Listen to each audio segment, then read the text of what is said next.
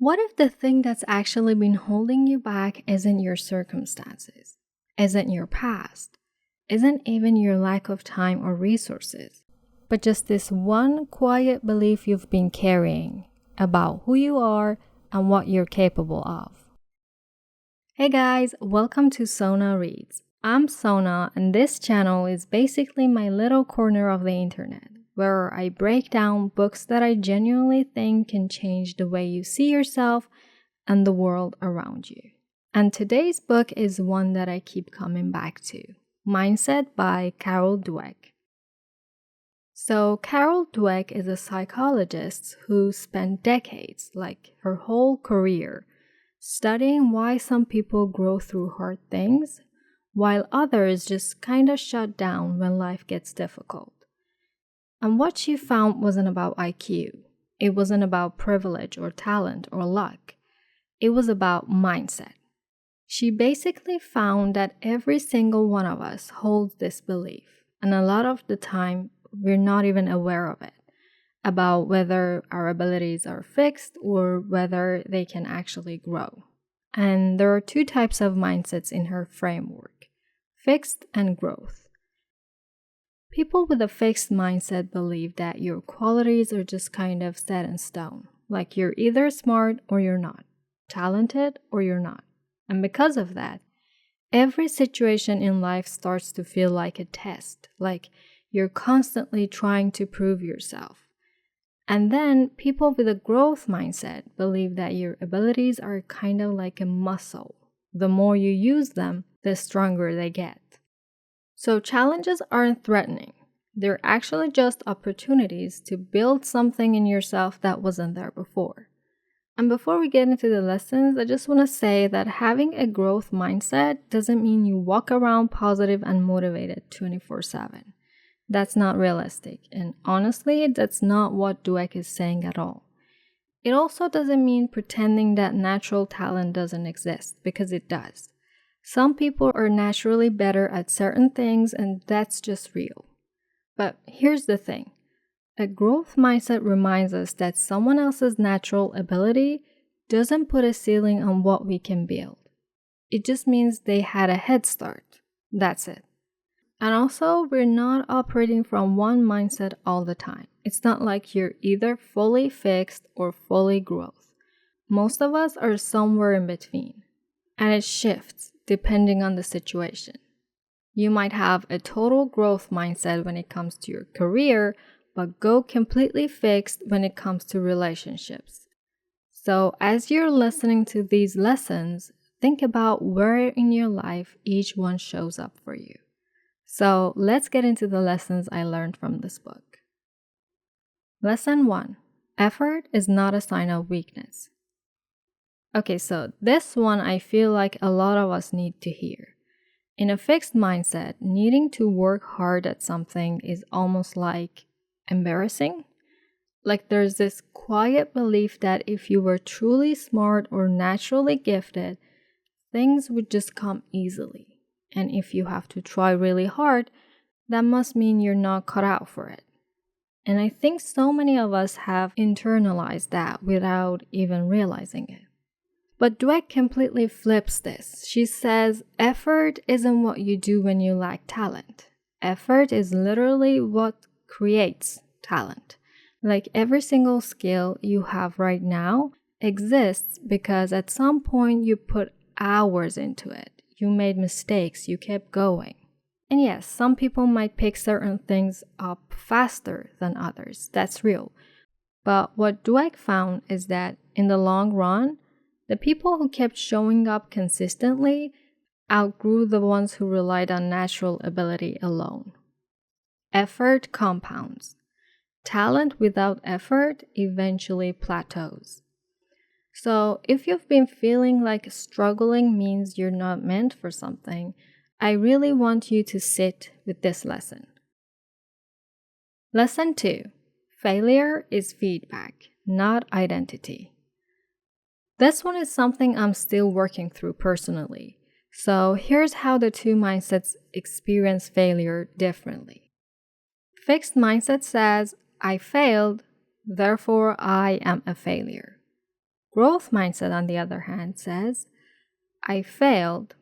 Okay, what can I learn from it? One makes failure this like final verdict on your worth as a person, and the other just treats it as information, a data point on the way to getting better. And Dweck found that people with a fixed mindset will literally avoid situations where they might lose or look bad. Because if failure defines you, of course you're going to do everything in your power to avoid it. Some people even start lying about their results just to protect that image. But people with a growth mindset actually seek out the hard challenges because that's where the real growth is. Failure doesn't say who you are, it just shows you what to work on next. And I think that's such a healthier way to look at it. Lesson 3. Praise the process, not the person. Whether you're a parent, a manager, a teacher, an older sibling, whatever, this one is going to change how you think about giving compliments. Dweck ran this study where she took 2 groups of kids. One group was praised for being smart. The other was praised for their effort and strategy. And what happened was kind of surprising. The kids who were told they were smart started avoiding risks. Like when they were given a choice, they would pick the easier task because they didn't want to do anything that might mess up their smart label. But the kids who were praised for effort, they chose harder challenges. They bounced back better when things didn't go well, and they actually improved more over time. I think most of us were raised being told, you're so smart or you're so talented, and it feels like a kind gesture, but what it's actually doing, it's attaching someone's worth to something they can't control. So from now on, praise the effort, praise the persistence, praise the process. That's what actually builds resilience. Lesson 4. Relationships also need a growth mindset. A lot of people go into relationships, romantic or otherwise, with this belief that if it's right, it should be effortless. And if there's friction or conflict, that must mean you're just not compatible. And that's the fixed mindset applied to love. Dweck shows that healthy, lasting relationships require the exact same thing that any great skill requires: intentional effort, honest communication, and a genuine willingness to grow through the hard stuff together. Fixed mindset couples tend to believe their partners should already just know what they need, that problems equal incompatibility, that working on a relationship means it was broken to begin with. But growth mindset couples see conflict as a conversation, not a crisis. They believe that they both can evolve and that the relationship itself can genuinely deepen over time. And this is one of those areas where I think a lot of people are operating from a fixed mindset without even realizing it. Because the idea that love should just be easy, that's so normalized. But it's also what makes people give up on really good things too soon. Real love isn't just found, it's built. Lesson 5. Comparison can block growth. This one I feel like is so real, especially right now with social media being what it is. In a fixed mindset, your worth is always being measured relative to someone else. Like, you're doing well, but isn't she doing better? You're talented, but not compared to him. And that turns other people's success into this quiet threat. Dweck actually found that fixed mindset people feel this quiet sense of relief when a peer doesn't do well, and then feel almost threatened when someone close to them succeeds. And it's not because they're bad people. It's literally just because in that framework, someone else winning feels like you're losing. And honestly, I think this is one of the areas where most of us flip into a fixed mindset without even noticing. Like, you can be so growth oriented in your work and then see someone's highlight reel on Instagram and suddenly feel completely behind. That's the fixed mindset creeping in, and it's normal. The goal isn't to never feel it, it's to catch it when it happens. Because when you shift to a growth mindset, the reference point completely changes. You're not competing with other people anymore. You're competing with yesterday's version of yourself. Progress becomes personal, and suddenly other people's success stops being threatening and starts being actually kind of inspiring, which is such a nicer way to move through the world, honestly. Lesson 6. Yet is a powerful word. This one is so simple, but it genuinely works. 3 letters, one tiny word, but it completely changes the energy of a sentence. When you say, I can't do this, that's a full stop, a dead end. It's fixed. But if you say, I can't do this yet, that's a door left open. It implies a timeline. It keeps the future possible. And Dweck found that just adding that word to the end of a failure statement actually rewires how your brain responds to difficulty. Like, it keeps you in the game instead of checking out. And I know it sounds almost too simple, but language genuinely shapes belief, and belief shapes behavior. So next time you catch yourself saying, I'm just not good at this, add the word yet and actually mean it. How to shift from fixed to growth mindset. So now that we've gone through all of that, knowing the 2 mindsets isn't enough on its own.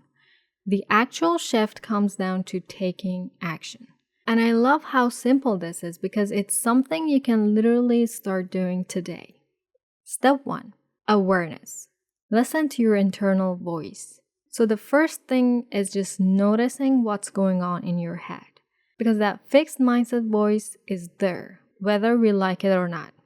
It sounds like, don't try that, you might fail. Or if you have to work this hard, you're probably just not good enough. Or everyone else is so much further ahead. And the whole point of this step isn't to judge yourself for having those thoughts. It's just to catch them, to notice them. Because you can't change something you're not even aware of. And just to be clear, having these thoughts doesn't make you a fixed mindset person. Remember, we all move between both mindsets depending on the situation. The awareness is just about noticing which one is running the show in that moment. Step 2.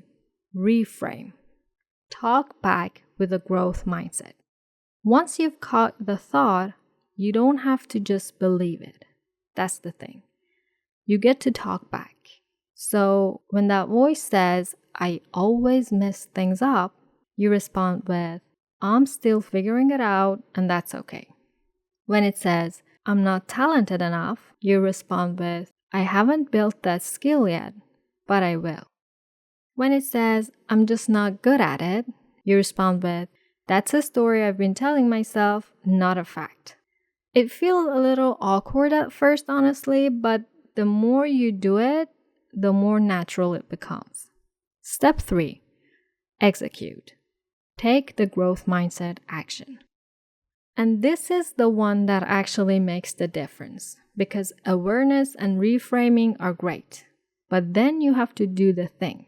You have to take the action that the growth mindset version of you would take. Apply for the thing, start the project, have the conversation. Show up even when you're not sure you're ready. And this channel is my version of step 3. Starting Sona Reads was me deciding to show up before I felt ready, before I had it all figured out. Because you're never going to feel fully ready. You just do it anyway and figure it out as you go. And that's where the actual shift happens. Not in your head, but in what you do next.